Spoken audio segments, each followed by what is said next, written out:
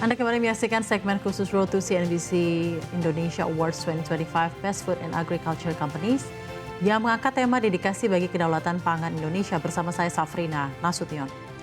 Masih bersama kami di studio CNBC Indonesia, Direktur Utama Perumda Dharma Jaya Bapak Raditya Endra Budiman. Pak Radit, terima kasih banyak telah bergabung bersama kami. Kita lanjutkan untuk membedah poin-poin dari presentasi dan paparan yang sudah disampaikan di segmen sebelumnya. Saya ingin tahu lebih jelas, Pak. Dharma Jaya tugasnya adalah memastikan pasokan dan juga harga pangan di Jakarta agar tetap terjaga. Nah, antisipasi yang dilakukan untuk menghadapi peak season seperti Nataru itu seperti apa? Ya, memang untuk Nataru tahun ini kami sudah melakukan persiapan sejak 3 bulan lalu. Jadi sejak Oktober kami sudah melakukan restock dan agar itu menjadi buffer stok kita untuk Nataru tahun ini. Dari 3 bulan lalu, ya, Pak. Kalau menghadapi peak season lainnya seperti Lebaran dan lain-lain, apakah itu menjadi default tersendiri yang dilakukan oleh Dharma Jaya untuk melakukan stocking dari 2 bulan 3 bulan sebelumnya, ataukah ada yang berbeda dibanding tahun-tahun lain? Ya, betul. Memang ini merupakan SOP kita ya, Mbak Safrina, bahwa setiap menghadapi hari-hari besar itu kita memang sudah jauh-jauh hari melakukan persiapan. Dan itu juga merupakan arahan dari Pak Gubernur bahwa memastikan untuk bahwa stok itu tidak kurang pada saat hari besar. Berarti untuk Nataru sudah siap stoknya ya Pak ya? Insya Allah. Untuk jumlahnya sendiri seperti apa Pak untuk kesiapan Nataru tahun ini? Saat ini tentunya Dharma Jaya tidak hanya sendiri, kami juga bekerja sama dengan pihak-pihak terkait, terutama dari Pemprov DKI dan juga dari Kadin Jakarta. Gitu. Untuk stok saat ini di tempat kita ada 1.000 ton, jadi insya Allah cukup untuk Desember nanti Nataru. Sampai Desember ya, Desember. Oke, baik. Hampir 90% konsumsi daging sapi dan ayam di Jakarta tuh dipenuhi oleh produksi dari daerah lain, betul Pak?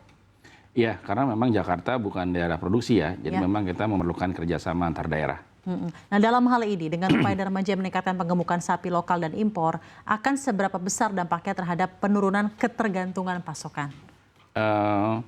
Tadi seperti saya sampaikan ya, memang bahwa Jakarta itu bukan daerah produksi, jadi kita adalah daerah konsumsi dan ketergantungan dengan daerah tentunya sangat besar. Untuk beberapa produk seperti ayam dan juga ikan kita memenuhinya dari kerjasama antar daerah. Tapi kalau untuk daging sapi memang masih ada sebagian dari impor. Sebagian dari impor, Oke, baik. Tapi apakah menurut Anda dengan peningkatan penggemukan sapi lokal dan impor ini akan memiliki impact tersendiri untuk penurunan ketergantungan pasokan ke depannya? Memang sebagian besar kebutuhan daging sapi nih, di Jakarta itu memang 90% itu berasal dari impor, baik itu daging maupun sapi. Gitu. Kami pun tahun ini juga sudah melakukan importasi sapi sebanyak 5.000 ekor. Dan itu merupakan salah satu cara kami untuk menjaga stok ketersediaan daging di Jakarta. Baik. Saya ingin tanya juga mungkin kepada Anda, langkah Dharma Jaya ke depannya untuk memangkas rantai pasok pangan seperti apa ke depannya, Pak Radit? Iya, ada 3 langkah yang kita lakukan memang. Yang pertama adalah kita melakukan procurement direct, yaitu dari peternak atau negara asal langsung ke kita. Yang kedua adalah memperluas titik distribusi hingga level kelurahan, seperti disampaikan tadi dalam presentasi. Gitu. Lalu yang ketiga tentunya dengan digitalisasi transaksi. Itu 3 hal yang kita upayakan untuk dapat memotong rantai pasok. Tapi evaluasi 2025 seperti apa Pak? Sejauh ini kita akan menutup tahun ini, mungkin hanya sebulan lagi ya Pak ya, sampai operasional di bulan Desember.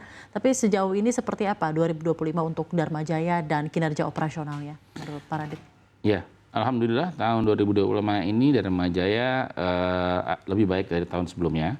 Alhamdulillah semua target yang kita rencanakan di awal tahun itu sebagian besar sudah tercapai. Gitu. Dan kedepannya insya Allah Dharma Jaya tentunya punya target-target yang lebih baik lagi dari tahun ini. 2026 kira-kira apa namanya fokus operasional dari Dharma Jaya sendiri, tentunya untuk tetap menjaga stabilitas harga dan pasokan pangan di Jakarta. Apakah ada yang berbeda atau seperti apa? Ada 1 atau 2 hal yang berbeda dari tahun sebelumnya, di mana tahun 2026 ini kami sudah merencanakan bahwa kami akan membangun cold storage dengan kapasitas 5.000 ton. Lalu kami juga akan mengembangkan di daerah mana Pak? Di daerah Cakung. Di daerah Cakung. Lalu kami juga akan mengembangkan pengemukan Kami ada lahan di luar Jakarta kebetulan, di daerah Tangerang, seluas 70 hektar, dan itu akan kami manfaatkan untuk penggemukan sapi. Oke, jadi cold storage dan lahan untuk penggemukan sapi ya disiapkan untuk menambah kapasitas produksi dan lain-lain. Oke, baik. Dari segi penjualan, strategi perluasan distribusi dan penambahan produk tentunya jadi kunci peningkatan penjualan seperti yang tadi sudah disampaikan ya, terutama untuk 2026 dan lain-lain. Bagaimana Dharma Jaya menjaga loyalitas konsumen di tengah kompetitor map yang juga semakin besar dan semakin bervariasi, Pak Radit? Iya, tentunya nature dari Dharma Jaya sendiri adalah menjaga ketahanan pangan.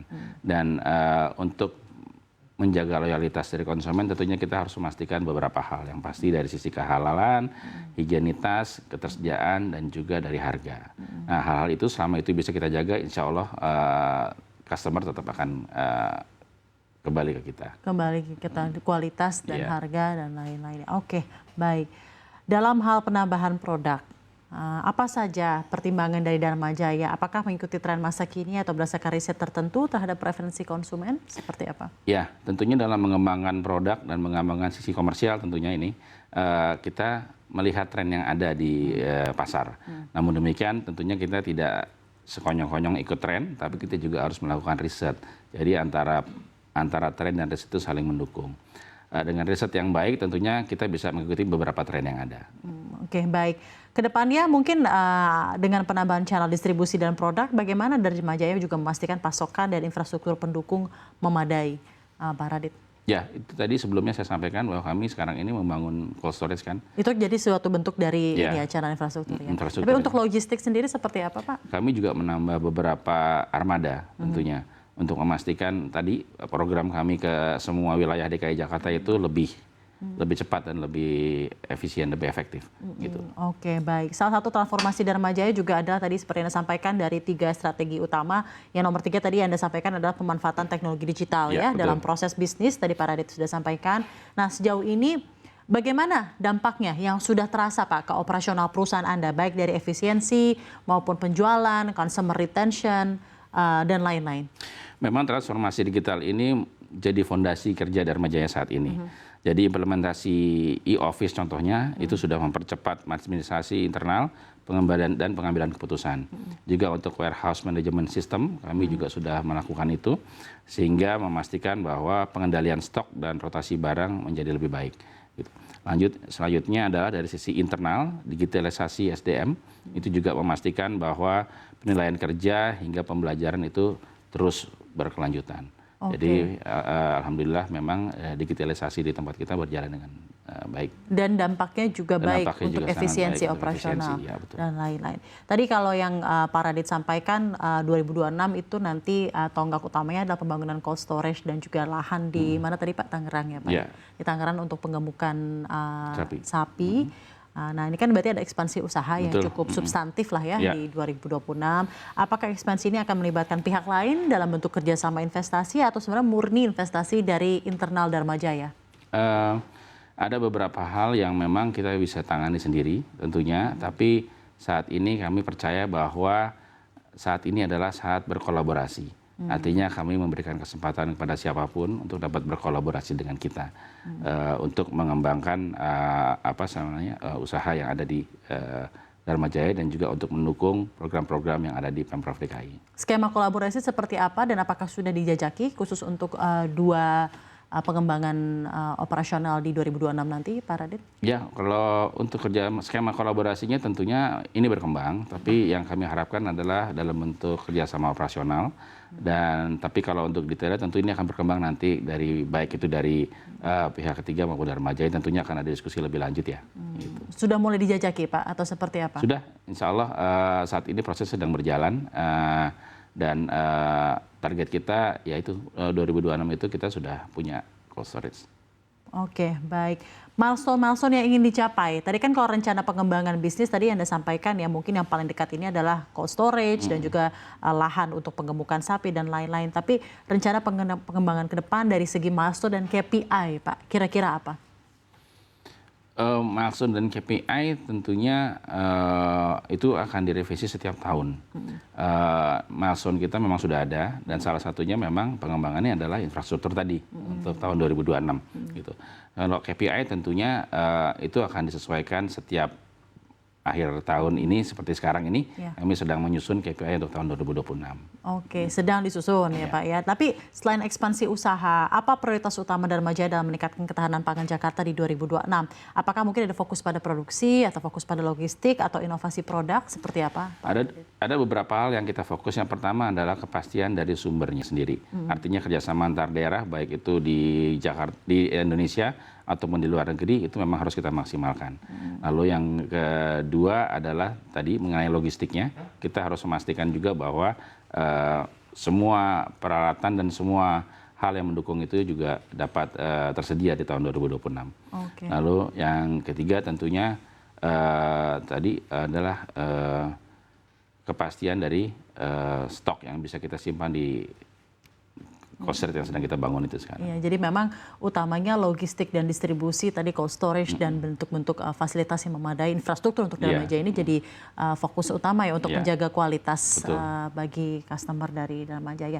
Terakhir Pak, sebagai pertanyaan penutup, saya ingin tanyakan kepada Anda mengenai 5-10 tahun ke depan. Peran ideal Dharma Jaya dalam menjamin ketahanan pangan Jakarta, dan apa satu langkah besar yang paling krusial untuk mencapai visi tersebut bagi Dharma Jaya? 5-10 tahun ke depan tentunya kita berharap bahwa Dharma Jaya sudah dapat mengambil satu peran yang lebih luas lagi dalam hal ketahanan pangan. Saat ini Dharma Jaya merupakan BUMD yang mungkin salah satu atau satu-satunya, saya kurang tahu ya, yang sudah berhasil melakukan importasi sapi dan juga daging di Indonesia. Dan kedepannya tentunya kami akan memperluas perolehan itu ya, memperluas cakupan itu. Dan yang kedua adalah tentunya dari sisi logistik. Dari logistik kami juga ingin berkembang sebagai suatu perusahaan yang mempunyai tempat-tempat penyimpanan yang luas sehingga dapat mendukung program Jakarta Kota Global dan juga ketahanan pangan gitu. Mungkin itu yang 5-10 tahun ke depan. Baik Pak Radit, terima kasih banyak telah bergabung bersama kami di CNBC Indonesia. Sehat selalu untuk Pak Radit dan juga sukses untuk Dharma Jaya. Terima kasih telah bergabung bersama kami.